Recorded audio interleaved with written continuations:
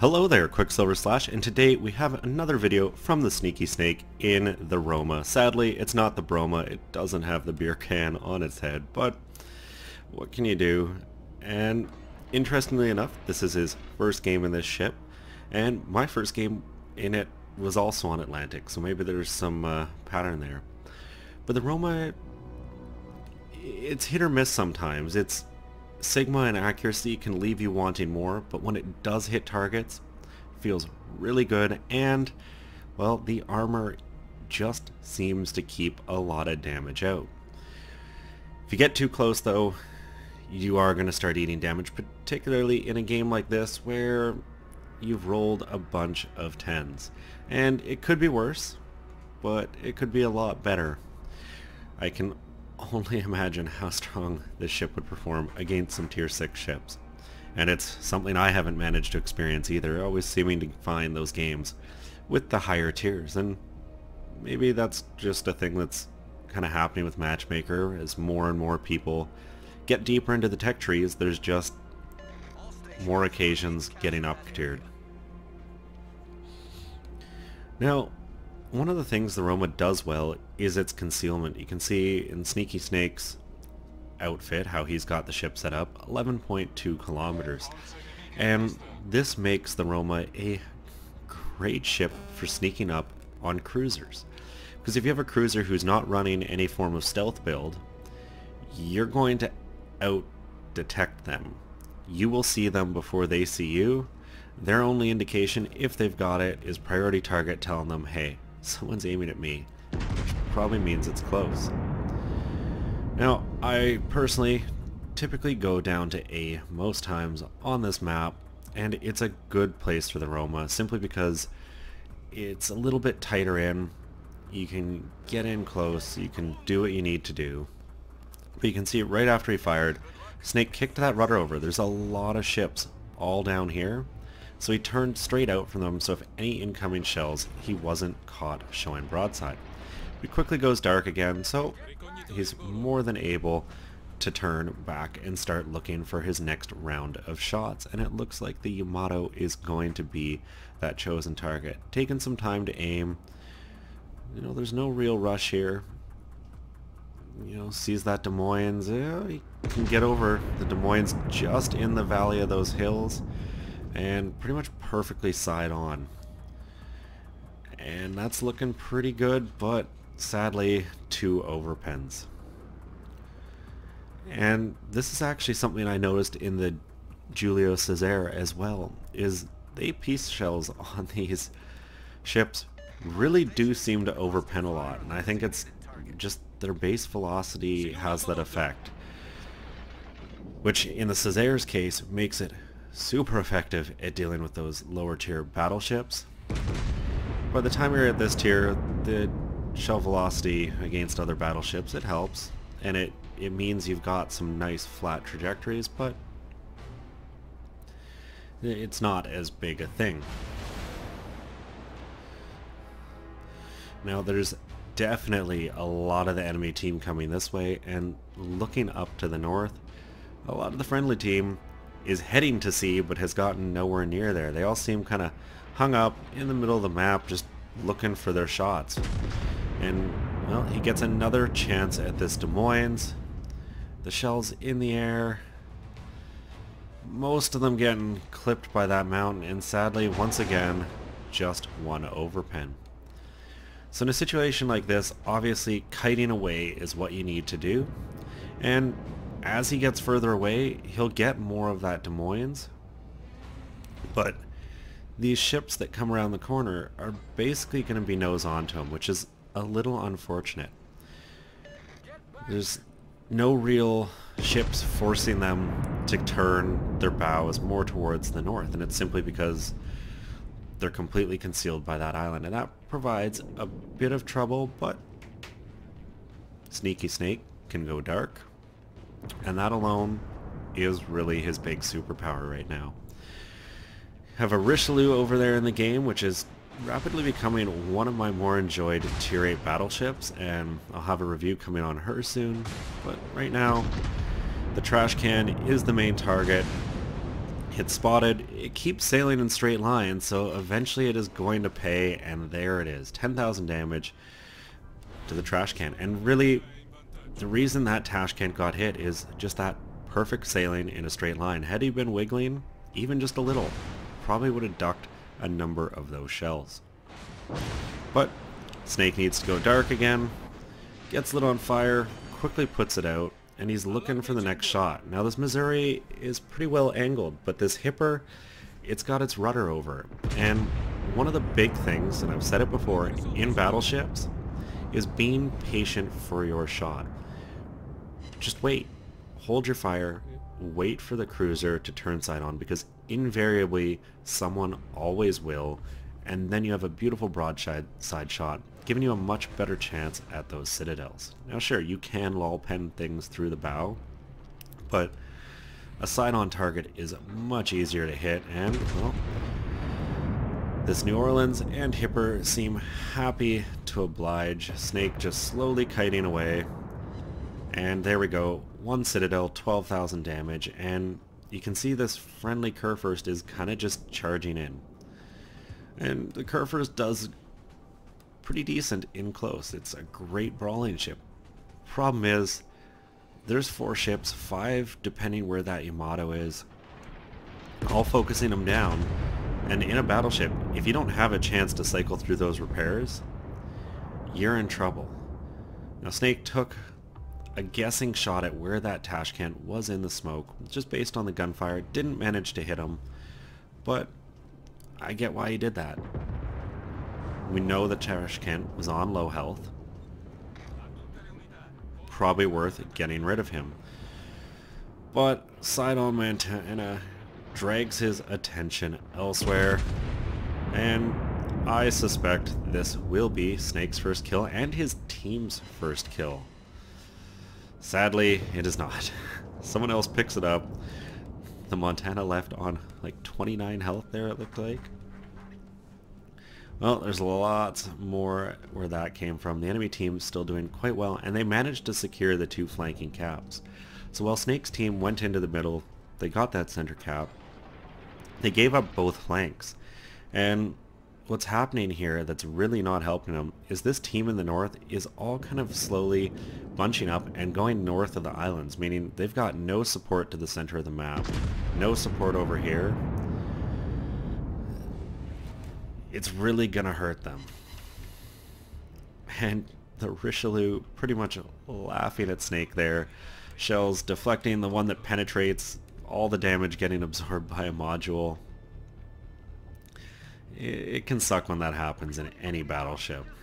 But the Richelieu can't dodge torps, eating a lot of them, and with only 7,000 health, Snake gets a second shot at the side of this French battleship, and, well, this time goes a little bit better for still ricocheting.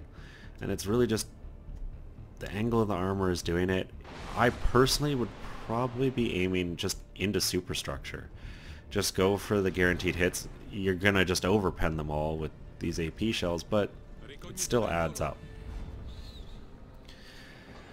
Richelieu, however, does get finished off, and, well, that brings the teams even, at least as far as ship kills go. They are down on caps, and as a result, way down on points, but in a sense, it's a good thing. It means there is more time to put damage down, get some kills, and just farm. It's actually been a bit of a frustration for me of late, is getting into games and just our team taking all the caps within 30 seconds, the enemy team doing nothing to contest them, and like 2 ships are dead and the game ends. And I think I've had 4 or 5 games like that. Now Snake does have a Charles Martel up on his bell, but the Missouri chasing down that Qckslvrslash, giving a perfect broadside, 2 citadels, 2 penetrating hits, more than enough to wipe him out, and there is Snake's first kill. And it looks like the guns should be reloaded perfectly in time for this Martel. And the Shima's torpedoes doing a great job of pretty much guaranteeing the Martel has to stay broadside to Snake. This shot is just too easy.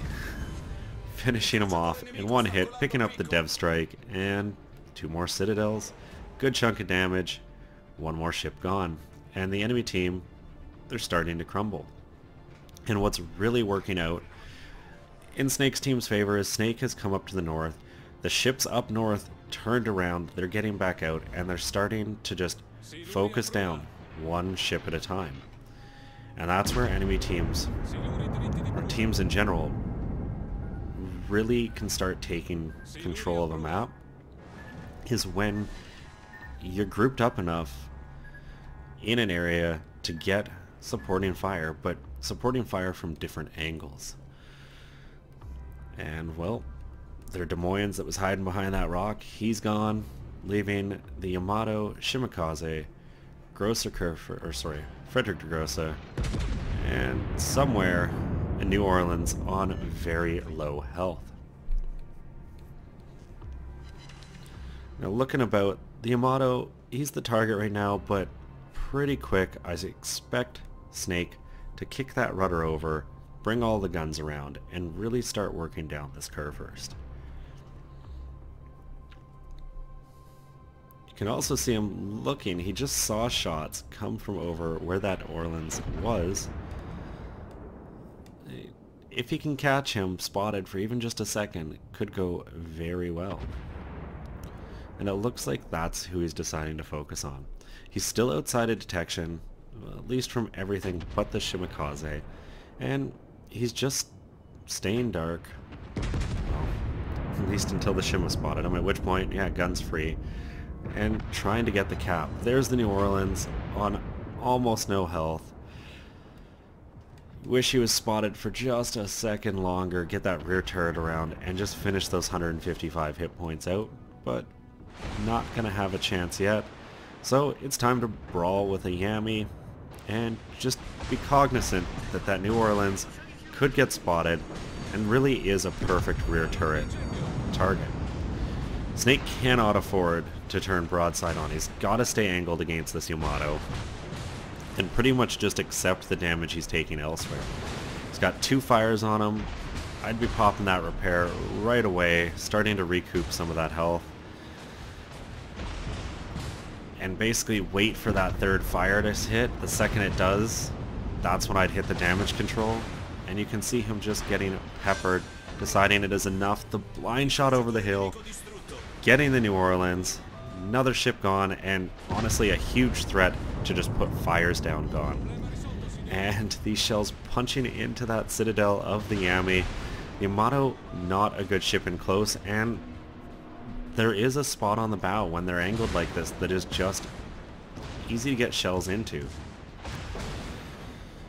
Now this is definitely a little risky, showing a little too much side for my liking, but I think Snake's really trying to get a little more of a flat angle on that Yami.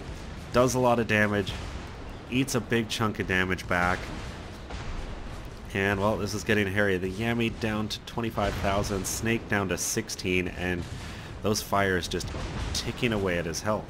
If he can get rid of the Yamato, it basically gives him time to run through those repair parties, and so much of this is fire damage that, well, he'll have a chance to repair it. And 2 citadels finishing the Yami off. You can see right where he was aiming for. He knows where that weak spot is, and now you just want to go dark.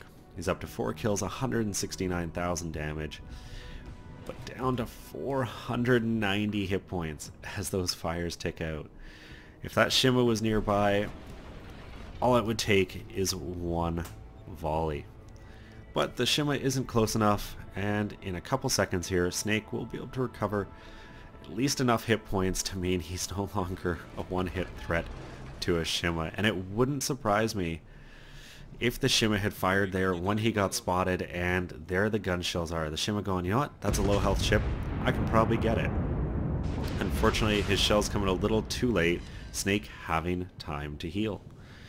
And well, at this point, he's recovered enough health that the Shima just really isn't going to be able to work him down reliably, and has just given up his position.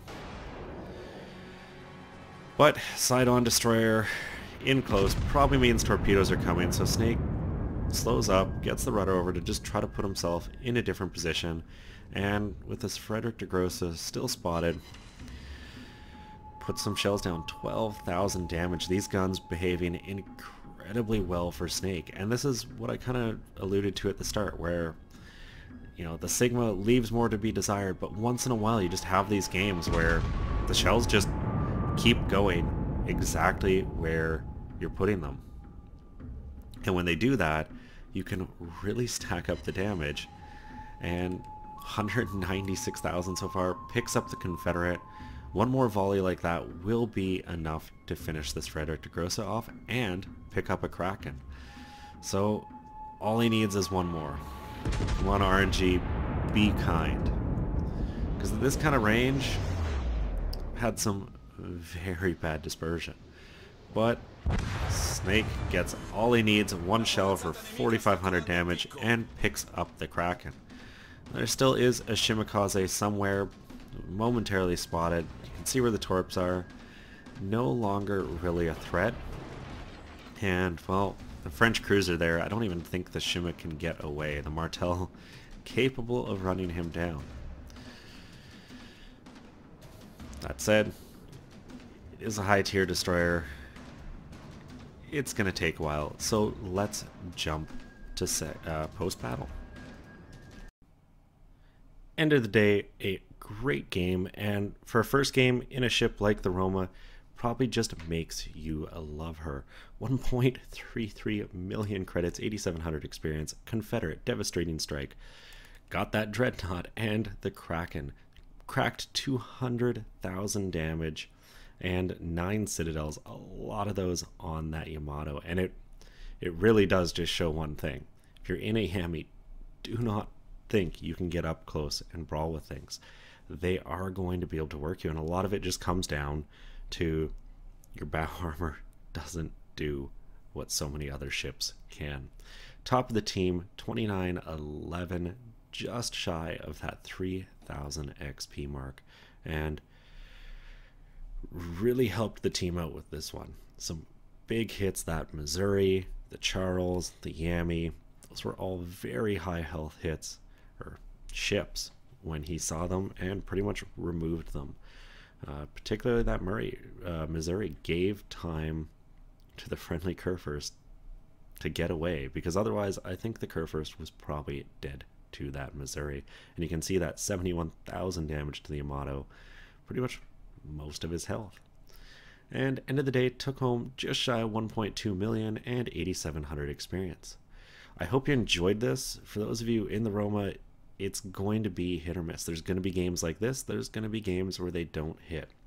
Anyways, if you liked it, please go check out Sneaky Snake's channel, which is linked below in the description. BIA, World of Warships. A lot of content over there, and they post very regularly, something I haven't been managing to do of late. If you did like the video, please consider giving it a thumbs up or subscribing, and as always, I'm Qckslvrslash. I'll have another one for you all later.